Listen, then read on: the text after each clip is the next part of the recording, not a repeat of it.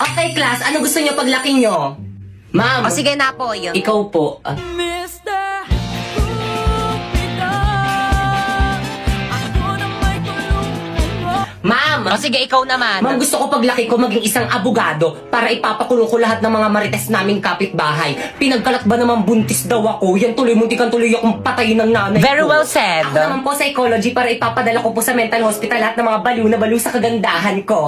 Halabi, totoo ba yun? May nababaliw ba sa kagandahan niya? Wala, ate, may malang yan. Oo nga. Mukha ba ako nakikipagbiroan? Ma'am, pwede ba tayo mag-usap? Tayong dalawa lang. Kayo mga teacher kayo, lumabas muna kayo sa room na to. Now! Ay sige ma'am, lunch lang muna kami ma'am. Sige ma'am, kita na tayo sa may canteen mamaya.